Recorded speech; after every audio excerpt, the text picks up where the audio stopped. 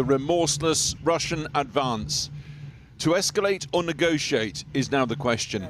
Vladimir Putin ordering a change to the status of deterrence forces, which includes nuclear weapons, because of what he called Western and NATO aggression.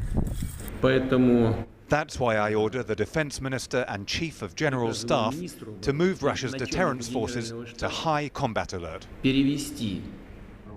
And yet, just possibly, peace talks. The day began with Ukraine rejecting an offer to talk in Belarus. But as war rages night and day across the country, the chance of talks now at the Belarus-Ukrainian border. Ukraine's President Zelensky said this morning, "We want peace and will talk anywhere else except a country which is attacking us." Ukraine's second city, Kharkiv, overnight, the rolling thunder of multiple missile strikes. Vladimir Putin wants to destroy Ukraine's identity. In reality, he's promoting it. Russian troops on foot in Kharkiv using armored vehicles for cover. And here's why. Ukrainian ground forces, they pretty much only have ground forces, engaging Russians with rocket-propelled grenades and a machine gun. Russian tanks carve up the lawns around the city's tower blocks. These are the Russian troops with a Z on their vehicles. They're stopping in our courtyard. My God. In Kharkiv, Ukrainian forces inspect a convoy they've destroyed. This came from the Ukrainian Defense Ministry. And a caution here, Russian soldiers are banned from filming, and Ukrainians are not showing images of their soldiers being killed, wounded. And they are, of course, vastly outgunned, outnumbered. 4 days, and this is what President Putin has to show for it. Of course, all these red areas gained by Russia will now move inward, deeper into Ukrainian territory, whilst attempting to join up. But it's here in Kharkiv, the eastern city in Ukraine, which has seen the heaviest fighting in the past 24 hours. I'm Vladimir Klitschko, and I'm addressing the entire world to stop this war that Russia has started. You need to act now to stop Russian aggression with anything you can have now. In an hour, or by tomorrow is going to be too late. Tower blocks and houses are being hit. This was a blood donor center damaged by an attack. At least 4 civilians were killed in this strike in the northeast of the country. President Zelensky has likened it to genocide. We have to call things by their names. The criminal acts of Russia against Ukraine bear signs of genocide. I talked about this with General Secretary of the UN. Russia is on a path towards evil. The world has to start depriving Russia of its right to vote in the UN Security Council. And so, in the second city, Kharkiv, in Europe, in the 21st century, we have a children's hospital, filmed in recent days, moved to a bomb shelter. There's a mattress over there. Go to bed, she says. Shan't, says the child. Facilities in here range from the non-existent to primitive.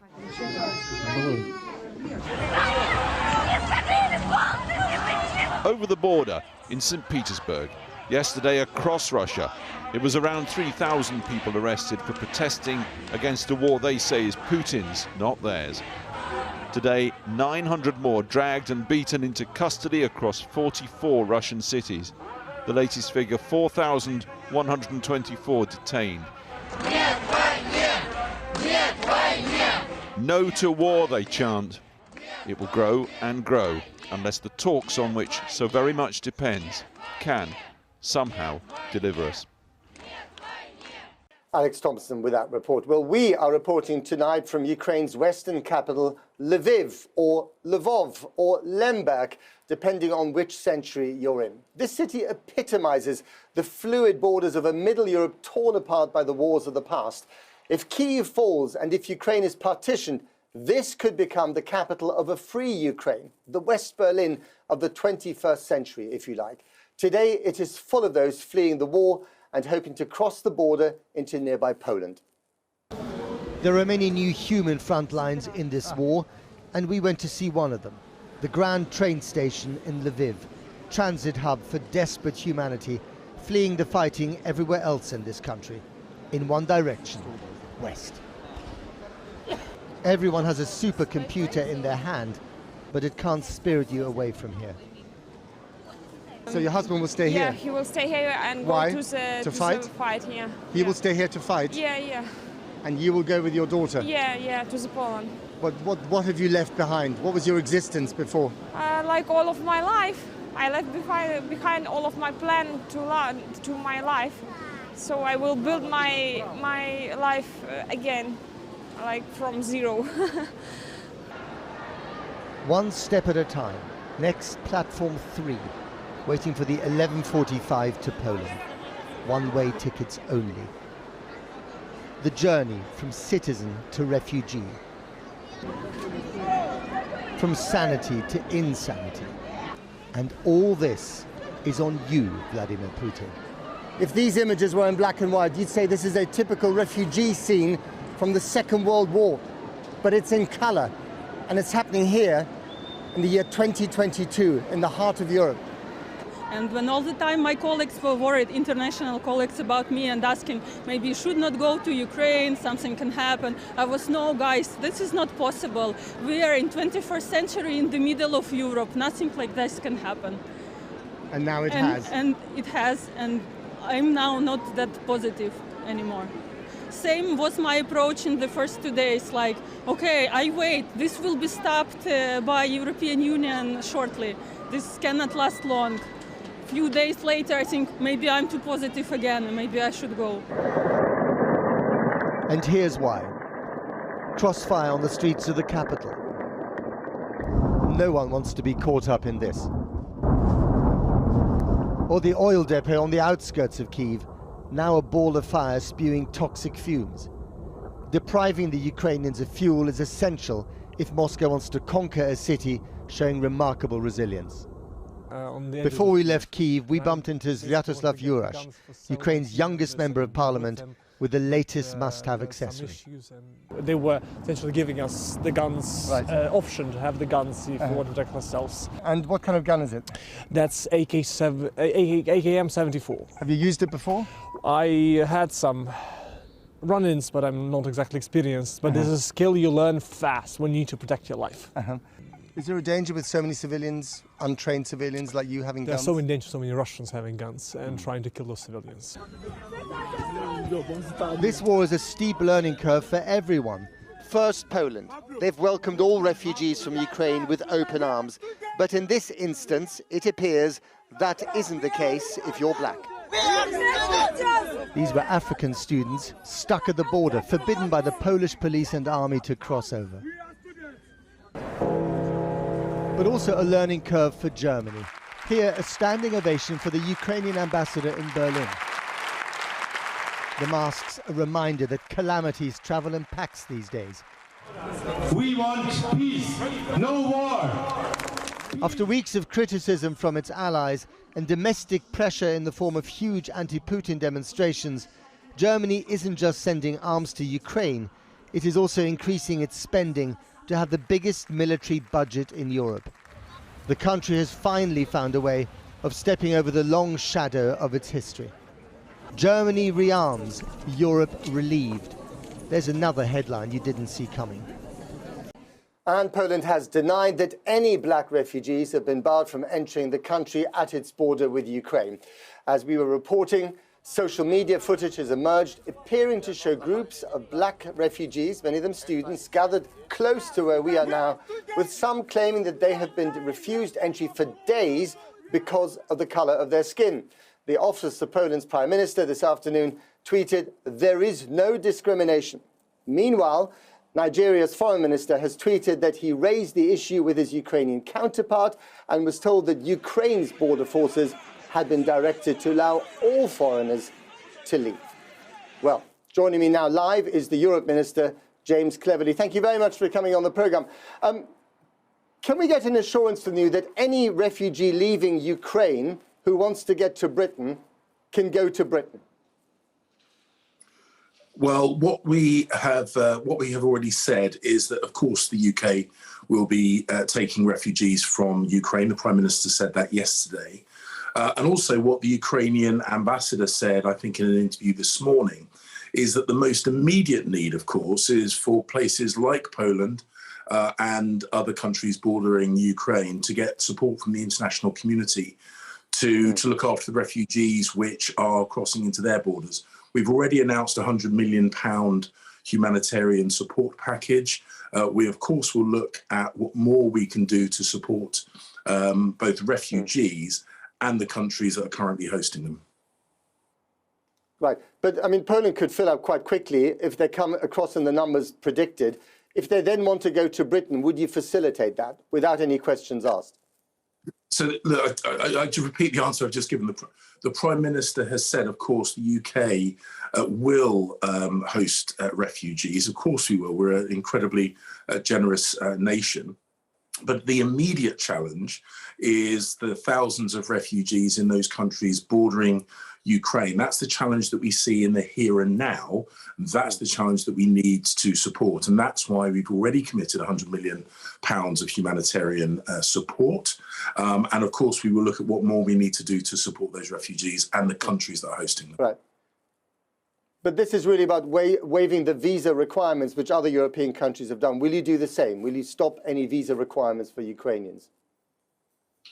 Well, I mean, each country has a different set of circumstances. The countries that have waived visa requirements are the ones who are really at the front line and are receiving those first waves of refugees. And of course, in that circumstance, where you're right on the Ukrainian border, the right thing to do is help people get out of Ukraine that need to get out of Ukraine. And we have committed to helping those refugees and helping those countries at that point. What we will need to do in terms of our own refugee support package will be largely determined by what happens next. We hope, of course, that this will be a short-lived conflict, but it could be a protracted conflict. And the refugee requirement will vary depending on which of those circumstances comes about. Okay, let's move on to something else, which is Vladimir Putin's nuclear threats today, more or less. I mean, putting his nuclear forces, on a new defensive footing. This is a really alarming stuff. Do you think that there is a greater danger to the world of him losing in Ukraine and getting desperate, or him winning? Well, talking about nuclear weapons is, I think, an admission from the Kremlin that the lightning war that they were expecting to win easily in Ukraine hasn't happened. Of course, what we want is, as always, we want de-escalation. We really want this conflict to come to an end, for the Ukrainians to be able to live in peace and security. We will continue to push that both more generally, internationally, and indeed in this particular issue. But ultimately, as I say, this, I think, is an admission by the Kremlin, and it should be seen as such by the Russian people, that this conflict has not gone to plan. But is the world in more danger if he loses in Ukraine, if things don't go according to plan, than if it did? Well, we are not going to, diplomatically speaking, abandon the people of Ukraine. This invasion was unprovoked. It was unnecessary. There was no justification to it. What Russia needs to do now is withdraw its troops from Ukraine, withdraw those troops from away from the Ukrainian border, and we can't be bullied into sacrificing the people of Ukraine. The simple fact of the matter is the Ukrainians have demonstrated a tenacity in defense of their homeland. The Russian people, the Russian senior military leadership should recognize that and recognize there is no victory of any kind for Vladimir Putin, for the Kremlin here in Ukraine, and that they should withdraw immediately. And what do you make of these peace talks that are going to take place tomorrow morning on the Belarus-Ukrainian border without preconditions, we're told? Do you set any store by them? Are there any hopes that they might succeed? Well, obviously, what we ultimately want to see is the swift ending of this conflict.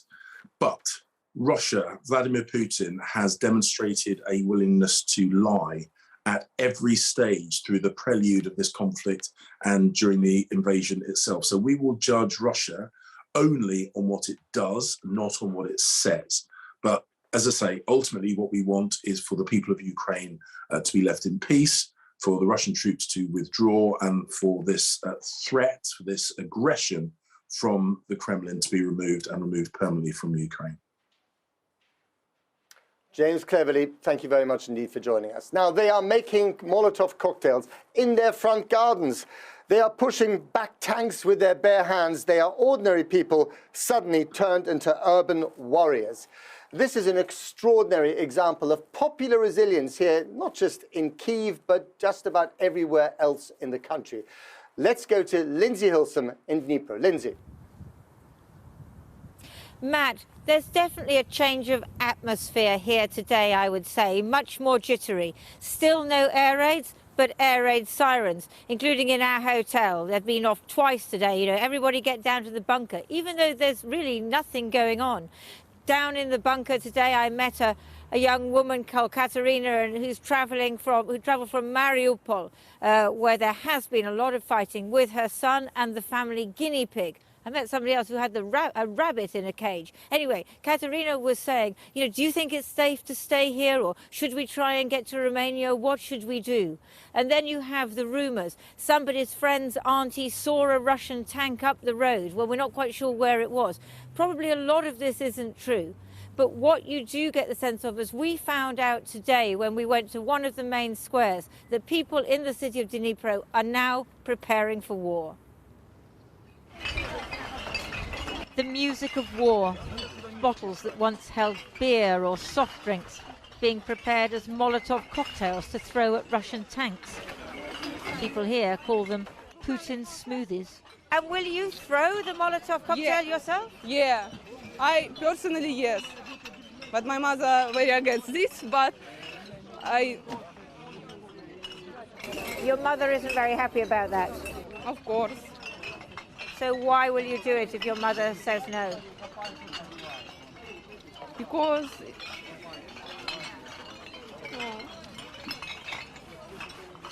It's emotional, especially for young people who just last week were thinking of maybe getting married or studying in Europe, having a normal life.